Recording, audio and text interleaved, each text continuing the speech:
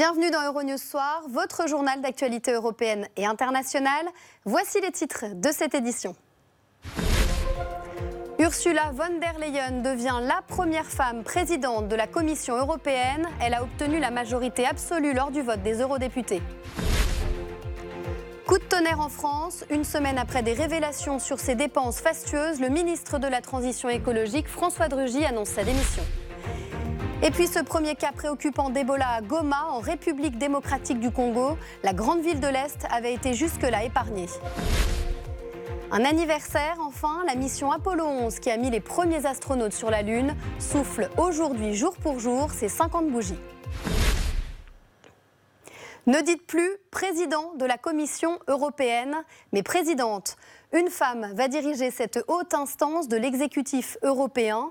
C'est une première. Ursula von der Leyen, ex-ministre allemande de la Défense, mère de 7 enfants et proche d'Angela Merkel, succédera donc à Jean-Claude Juncker pour un mandat de 5 ans. Grégoire Laury.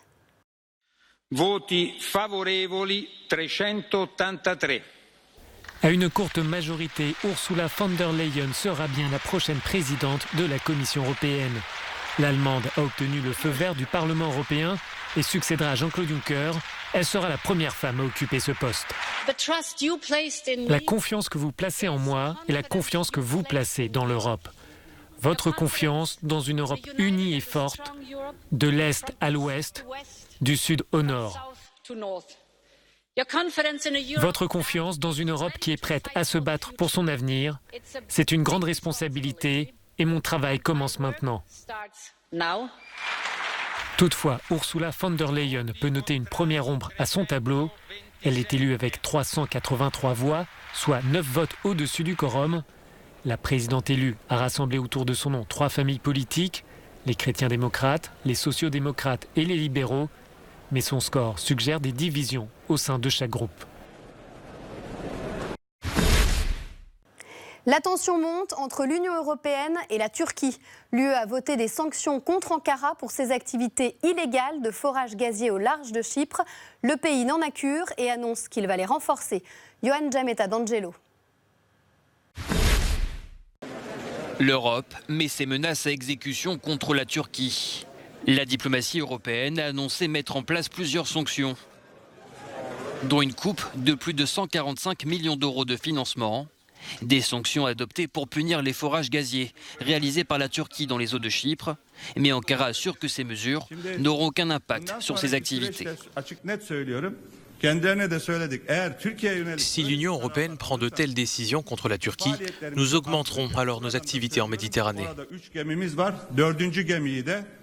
Nous y avons 3 navires et nous y enverrons le 4e dès que possible. Nous continuerons d'y intensifier nos activités, à moins qu'elles ne garantissent les droits du peuple chypriote.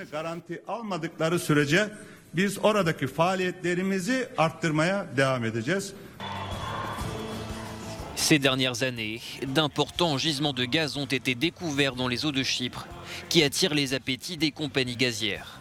Mais la division de l'île en 2 parties, depuis l'invasion du Nord par la Turquie en 1974, complique cette prospection.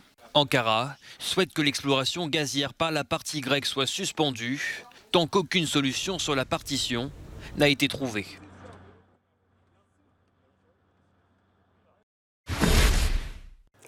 C'est l'information du jour. En France, François de Rugy démissionne du ministère de l'écologie et dénonce un lynchage médiatique.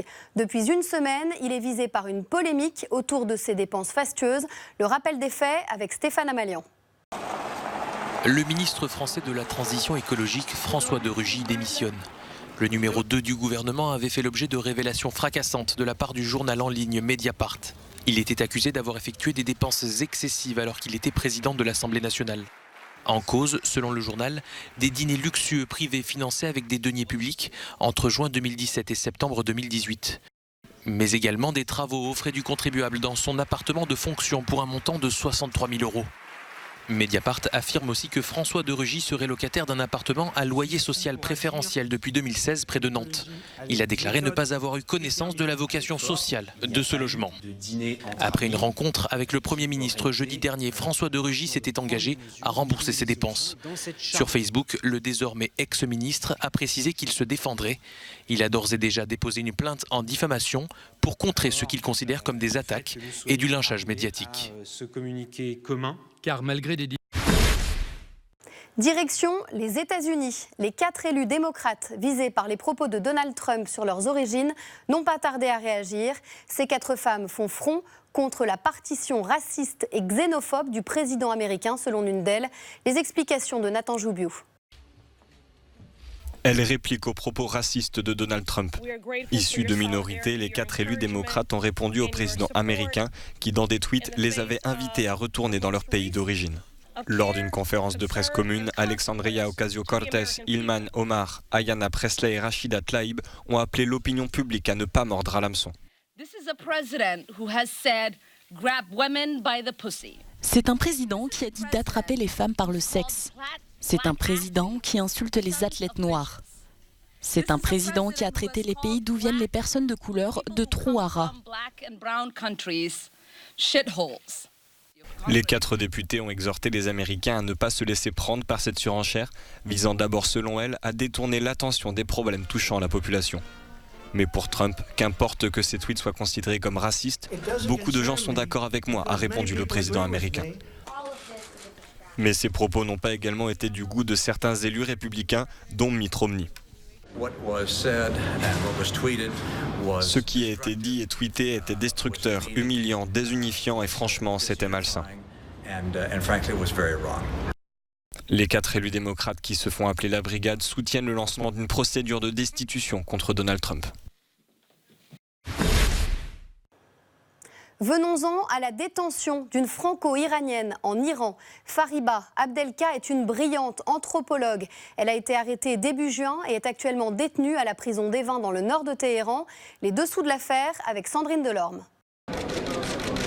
Fariba Abdelka, éminente anthropologue franco-iranienne, est actuellement détenue en Iran. Le ministère français des Affaires étrangères a confirmé son arrestation lundi soir sans en préciser la date. Mais d'après un confrère et ami, Jean-François Bayard, celle-ci remonte au 5 juin et depuis la chercheuse est détenue à la prison d'Evin dans le nord de Téhéran. Associée à plusieurs réseaux scientifiques et spécialistes de l'islam chiite, Fariba Abdelka serait utilisée dans le bras de fer qui oppose Téhéran à Washington et la médiation qu'a entreprise la France entre les deux parties, selon ses collègues du FASOPO, Fonds d'analyse des sociétés politiques. Ses collègues assurent qu'elle a des activités strictement universitaires, n'a aucun lien avec quelques services de renseignement que ce soit, ne mène aucune activité politique en Iran. Ils émettent donc 2 hypothèses, à savoir qu'elle a été arrêtée soit pour servir de monnaie d'échange, soit parce que la liberté scientifique et la recherche sont devenues intolérables pour l'appareil sécuritaire iranien. Nous avons joint l'ambassade d'Iran à Paris. Les diplomates iraniens ont déclaré qu'ils feraient le nécessaire pour avoir plus d'informations et les communiquer au public dès que possible. Les relations de l'Iran avec les pays occidentaux se sont tendues en raison du retour des sanctions économiques américaines. Les États-Unis se sont retirés de l'accord sur le nucléaire iranien car ils accusent Téhéran de ne pas le respecter. Les pays européens, dont la France, qui a dépêché un émissaire sur place, s'emploient vainement à essayer de faire retomber la tension. Ce lundi encore, l'Iran a appelé l'Union européenne à prendre des mesures pratiques, efficaces et responsables pour sauver l'accord sur le nucléaire. Ce qui était tant redouté dans la lutte contre Ebola en République démocratique du Congo est arrivé. La grande ville de l'Est, Goma, épargnée jusqu'ici, vient d'enregistrer sa première victime. L'Organisation mondiale de la santé est en alerte. Les explications de Romain Mazneau. Le scénario était redouté en République démocratique du Congo et voilà qu'il se confirme. Un premier cas du virus Ebola est recensé à Goma, la grande ville de l'Est du pays. Cette nouvelle change toute la donne selon l'Organisation mondiale de la santé. Goma, peuplée d'1 million d'habitants, est en effet une ville carrefour dans la région des Grands Lacs. La personne contaminée, un pasteur évangélique, est décédée lors de son transfert vers l'agglomération de Butembo. Alors que nous commençons à peine à tenir le virus sous contrôle dans une région, il apparaît dans une autre région. La violence et l'insécurité contribuent à affaiblir notre capacité à répondre aux dangers. Chaque attaque rend plus difficile la possibilité de tracer, vacciner et assurer les funérailles en toute sécurité. Chaque attaque donne à Ebola l'occasion de s'étendre. De plus, la méfiance publique, l'instabilité politique et la propagation de mythes et de désinformation sont des barrières significatives. L'épidémie a été officiellement déclarée le 1er août 2018. Elle restait jusque-là cantonnée dans le nord de la province de Butembo. Elle a déjà fait 1665 morts. Un mot d'économie avec cette annonce de Ryanair contraint de fermer ses bases aéroportuaires. En cause, les reports de livraison du Boeing 737 MAX dont la flotte est clouée au sol après 2 accidents. Laura Cambeau. Ralentissement de l'activité pour Ryanair. Le transporteur aérien sera contraint de fermer plusieurs de ses bases aéroportuaires cet hiver et à l'été prochain. L'activité d'autres de ses bases sera diminuée. La flotte de Ryanair, entièrement composée d'avions Boeing, est clouée au sol. En cause, la livraison de ces avions Boeing 737 MAX est retardée. Mais Ryanair reste fidèle au constructeur américain, a annoncé le directeur général du groupe. Nous avons l'intention de garder la totalité des 135 appareils que nous avons commandés pour les 5 prochaines années. Après le crash de l'avion Lion Air en octobre et celui d'Ethiopian Airlines en mars, les Boeing doivent être certifiés par les autorités américaines et européennes. Un examen qui prend du retard et qui constitue un frein pour les ambitions de Ryanair. Avec la fermeture de ces bases aéroportuaires, le nombre de passagers sera plus faible que prévu. Et donc, la croissance du trafic du groupe sera moins forte qu'espéré, 3% à la place de 7%. Son succès n'est plus à prouver. La série culte de HBO Game of Thrones vient de battre un record aux Emmy Awards, qui sont les Oscars de la télévision américaine.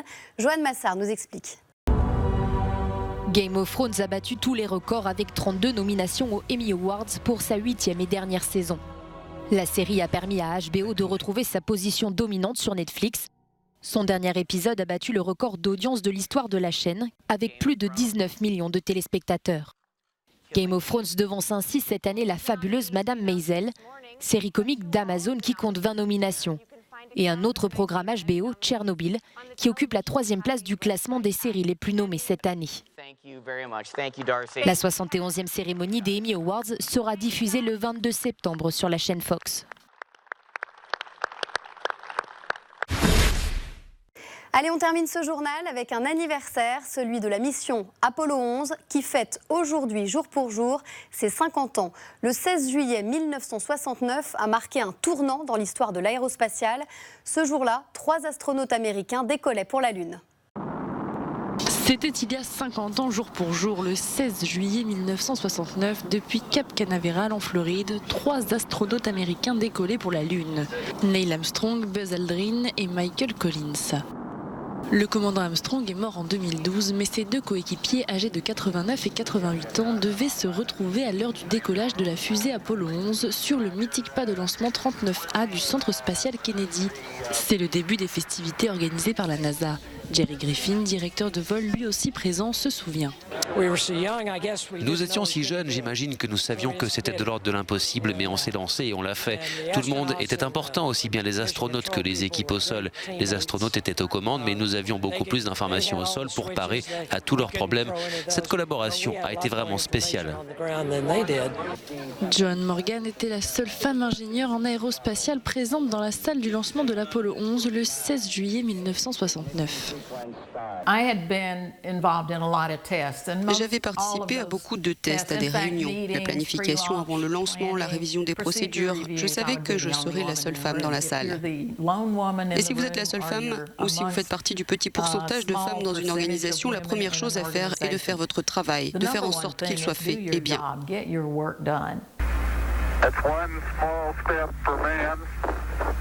Les présidents Bush père en 1989 et fils en 2004 avaient bien promis que les Américains y retourneraient avant d'aller marcher sur Mars.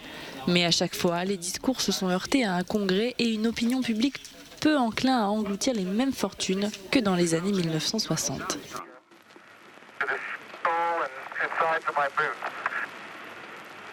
And here are the first pictures of the lunar horizon from the surface. C'est la fin de cette édition. Merci de l'avoir suivi. L'information continue sur Euronews et les réseaux sociaux. Très belle soirée. On se retrouve demain.